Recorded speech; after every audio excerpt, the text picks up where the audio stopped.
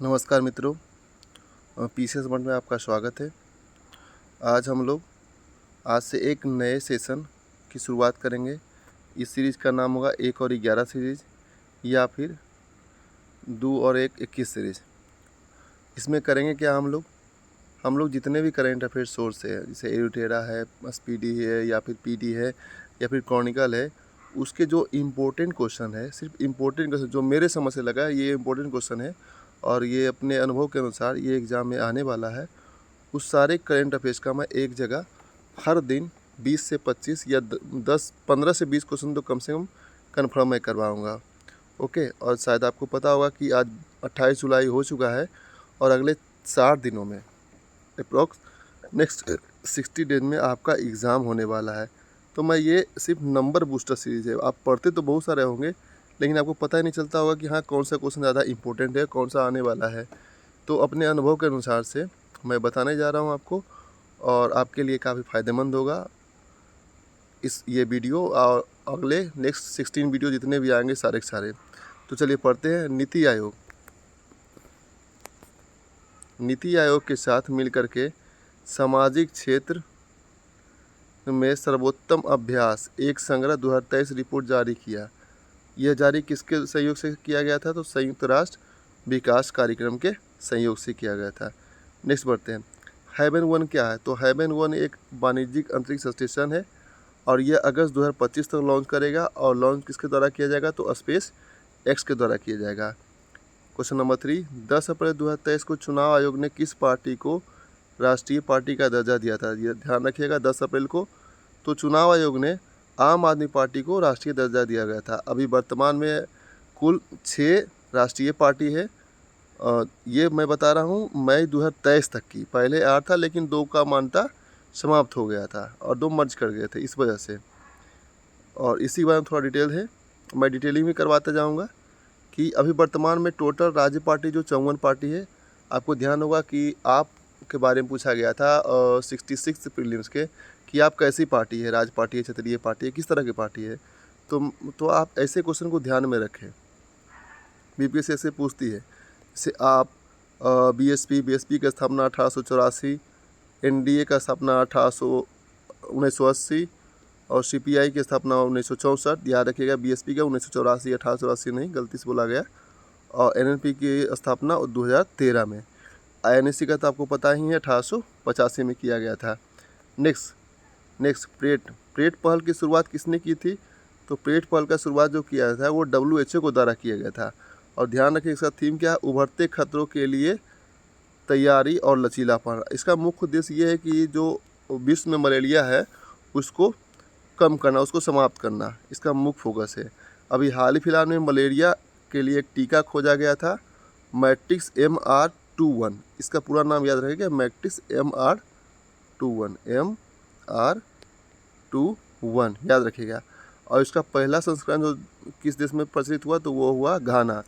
और ये जो टीका बनाया गया वो ऑक्सफोर्ड यूनिवर्सिटी के द्वारा बनाया गया था। नेक्स्ट इसी के संबंधित है कि मलेरिया उन्मूलन कार्यक्रम दिवस कब मनाया जाता है? तो 25 अप्रैल को।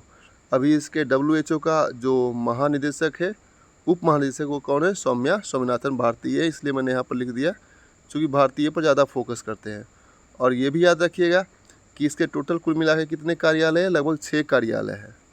ठीक है, चलिए बढ़ते हैं। ये क्वेश्चन काफ़ी इंपॉर्टेंट है। किन 2 सीनेटरों ने USA की सीनेट में एक प्रस्ताव पेश किया जिसमें अरुणाचल प्रदेश को भारत का अभिन्न अंग बताया गया था? ध्यान रखिए, इस सीनेटर का नाम याद रखिएगा, उसका नाम है जेफ मैकार्ले और बिल हैगार्टी। जेफ मैकार्ले और बिल हैगार्टी। नेक्स्ट क्वेश्चन, केंद्रीय मंत्रिमंडल ने सभी मौसम में कनेक्टिविटी प्रदान करने के लिए सिंगफूला टनल का मंजूरी प्रदान की है। तो सिंगफूला टनल है कहाँ? क्वेश्चन ऐसे पूछता है। तो सिंगफूला टनल कहाँ है? तो लद्दाख में। अब आपको पता ही होगा लद्दाख अब के क्या बन चुका है? एक केंद्र शासित प्रदेश बन चुका है। और ध्यान रखिएगा यहाँ कोई भी विधानसभा, ये लोकसभा का सीट कौन कौन है इसको ध्यान में रखिएगा, और कितना विधानसभा है या नहीं है इसको भी ध्यान में रखिएगा। नेक्स्ट, XDR की GDCR रिपोर्ट के अनुसार भारत में किस राज्य या केंद्र शासित प्रदेश में सबसे अधिक जलवायु संवेदनशील क्षेत्र होने का उम्मीद है? ध्यान रखिएगा, तो वो क्षेत्र राज्य कौन है? बिहार है। ठीक है, बिहार राज्य है। मैं ये पूरा कलेक्शन किया हूँ जो इम्पोर्टेंट मुझे लगा। मिशन अंत्योदय सर्वेक्षण 2022-23 की शुभारंभ किस मंत्रालय के द्वारा किया गया था? ग्रामीण विकास मंत्रालय के द्वारा किया गया था। नेक्स्ट क्वेश्चन, नियति तोताला और नीलकल्पेश्वर कुमार पारिख ने दुबई में, कहाँ? दुबई में आयोजित वर्ल्ड गवर्नमेंट समिट में स्वर्ण पदक जीता था। तो आपको ये बताना होगा, क्वेश्चन ऐसे पूछ सकता है कि नियति तोताला और नीलकल्पेश कुमार का संबंध किस आईआईटी संस्थान से है? तो उस आईआईटी संस्थान का नाम क्या है? IIT Indore. Next question, light combat aircraft और MiG-28 के फाइटर एयरक्राफ्ट ने किस एयरक्राफ्ट कैरियर पर अपनी पहली बार लैंडिंग की थी? तो उस एयरक्राफ्ट कैरियर का नाम बताएं। तो उसका नाम क्या है? INS विक्रांत। भारत के ये सबसे मेन इंपॉर्टेंट क्वेश्चन है। ऐसे क्वेश्चन हमेशा फोकस में रहते हैं एग्जामिनर के, कि भारत के सुप्रीम कोर्ट ने 73 साल बाद अपना स्थापना दिवस कब मनाया था? तो आप मुझे ये बताएं कमेंट में कि सुप्रीम कोर्ट की स्थापना कब हुई थी। क्वेश्चन ये भी पूछ सकता है। और इस मौके पर सिंगापुर के चीफ जस्टिस को आमंत्रित किया गया था। उनका नाम क्या था? Sundaresh Menon. Sundaresh Menon. Next question, mission Parivartan. Mission Parivartan Bihar में मरीज फ्रेंडली अस्पताल बनाने का मुख्य उद्देश्य है। ध्यान रखिएगा, आज डे 60 है और आज 28 जुलाई है, और 28 जुलाई और नेक्स्ट 29 सितंबर को आई थिंक BPSC 69 का प्रीलिम्स है। तो उसी को ध्यान में रख करके हम ये वीडियो बना रहे हैं। आगामी लोकसभा और बिहार विधानसभा चुनाव को देखते हुए ट्रांसजेंडर समुदाय को जागरूक करने के लिए निर्वाचन आयोग ने किसे बिहार का स्टेट आइकॉन बनाया गया था? तो ध्यान रखिएगा, इनका नाम क्या है? मोनिका दास। ये ट्रांसजेंडर है। ध्यान रखिएगा, आगामी लोकसभा चुनाव कैमा चुनाव है, इसको ध्यान रखिएगा। बिहार विधानसभा चुनाव कैमा चुनाव, इसको भी आप लोग नोट्स कर लिए, बना लीजिएगा, इसको ध्यान में रखिएगा। एकदम अच्छे से, एकदम तोता की तरह रट चाहिए।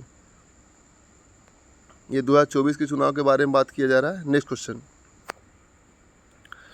कि केंद्रीय कानून और न्याय मंत्री किरण रिजिजू ने भारत के संविधान के किस भाषा के पहले संस्करण का विमोचन किया? याद रखिए, वैसे कौन सी भाषा थी? तो उस भाषा का नाम क्या था? डोंगरी, जिसमें संविधान लिखा गया न्यू। और डोंगरी जो है वो अक्षर लिपि से संबंधित है, ध्यान रखिएगा ये भी। और ये जम्मू कश्मीर की भाषा है, और पश्चिमी पहाड़ी भाषा भी इसको कहते हैं। आपको दे देगा 4 ऑप्शन में, 3 ऑप्शन में, और 3 ऑप्शन बोलेगा निम्नलिखित में कौन सा कथन सही है। तो और ध्यान रखिएगा, इस डोंगरी भाषा को संवैधानिक दर्जा दिया गया था, वो 22 दिसंबर 2003 को दिया गया था 92वां संविधान संशोधन के द्वारा। क्वेश्चन ऐसे ही पूछते हैं कि अगर क्वेश्चन रहेगा कैसा, तो रहेगा करंट अफेयर्स, लेकिन बना देगा क्या? ट्रेडिशनल। देखिए इसी क्वेश्चन को जो कि डोंगरी भाषा को संवैधानिक अधिकार कब दिया गया, संवैधानिक दर्जा कब दिया गया? तो यह 92वां संविधान संशोधन 2003 के द्वारा। सांख्यिकी में 2023 को अंतर्राष्ट्रीय पुरस्कार किसे दिया गया था? तो ध्यान रखिएगा भी CV राव को। वर्ल्ड स्टैटिक डे मनाया जाता है 20 अक्टूबर को। नेशनल स्टैटिक डे मनाया जाता है 29 जून को। और ये मनाते हैं हम लोग किसके? PC महालनोबिस की जयंती पर। भरोसा ऐप, देखिए कितना अच्छा क्वेश्चन। ये भरोसा ऐप्स किससे संबंधित है? तो भरोसा ऐप के संबंध है महिलाओं की सुरक्षा से। और ध्यान रखिएगा कि क्वेश्चन पूछ देगा आपको कि भरोसा ऐप किस हाईकोर्ट के द्वारा डेवलप किया है? तो ये गुवाहाटी हाईकोर्ट के द्वारा। और ध्यान रखिएगा ये भी कि राष्ट्रपति द्रौपदी मुर्मू ने इसका उद्घाटन किया था। नेक्स्ट क्वेश्चन, देखिए इसमें एक क्वेश्चन से 3 क्वेश्चन निकल के आ गया ना। विदेश व्यापार नीति 2003, ध्यान रखिएगा यह नया विदेश व्यापार नीति निकला है 2003 के जरिए 2030 तक कितने ट्रिलियन डॉलर को की आपको पूरा का पूरा निर्यात हासिल करने का लक्ष्य रखा गया है? तो ये है 2 ट्रिलियन। हमको यहाँ गुड्स एंड सर्विस जो वस्तु और सेवा है उसको 2 ट्रिलियन 2030 तक निर्यात करने का लक्ष्य इस व्यापार नीति से में रखा गया। इससे पहले 2015 से 2020 के जो विदेश व्यापार नीति थे उनमें कुल मिला के 900 बिलियन का निर्यात किया गया था, उसको लक्ष्य रखा गया था। और ये लागू होगा कब? 1 अप्रैल 2023 को। इससे संबंधित कुछ जानकारियाँ और भी। यह नीति निर्यातकों के साथ विश्वास और साझेदारी के सिद्धांत पर आधारित है। ध्यान रखिएगा, इसका मुख्य उद्देश्य क्या है? जिलों में निर्यात को बढ़ावा देना है। अभी तक 19+ यानी फरीदाबाद, मिर्ज़ापुर और मुरादाबाद, वाराणसी को निर्यात उत्कृष्ट वाले शहर में शामिल किया गया है। ध्यान रखें, 19, 39 + 40, 41, 42, 43, टोटल 43 को ऐसे शहर में शामिल किया गया है जो कि निर्यात के दृष्टिकोण से काफ़ी बेहतर है। इसका थीम क्या रखा गया? तो इसके अंतर्गत ईच वन टीच वन का संबंध भी इसी नीति से है। नेक्स्ट क्वेश्चन, 73वें अंतर्राष्ट्रीय धम्म सम्मेलन का भोपाल में उद्घाटन किया गया। याद रखिएगा, इसकी थीम क्या थी मुझे ये बताएं, और इनका उद्घाटन किसने किया था मुझे ये भी बताएं। ओके, ध्यान रखिएगा दोस्तों, अब समय काफ़ी कम बचा है मेरे भाई, तो आप मन लगा के पढ़ें। अभी से कम 4 चीज़ पर फोकस करें, 4 चीज़ पर, तो आपका 100% प्रीलिम्स निकलेगा ही निकलेगा। मेरा ये ऐसा अनुमान है और मेरा ये ऐसा रणनीति है। बस 4 चीज़ पर, हिस्ट्री पर और साइंस और बिहार और करेंट अफेयर्स, इन 4 चीज़ पर फोकस करेंगे। कम से कम आप 8 घंटा समय दें इन चारों चीज़ पर, बाकी जो समय बचे वो उस पर आप 2 घंटा दे दें, तो 100% आपका सिलेक्शन हो जाएगा इसी प्रीलिम्स के एग्ज़ाम में। Thank you. वीडियो को बने रहने के लिए मेरे वीडियो को लाइक करें, सब्सक्राइब करें, शेयर करें।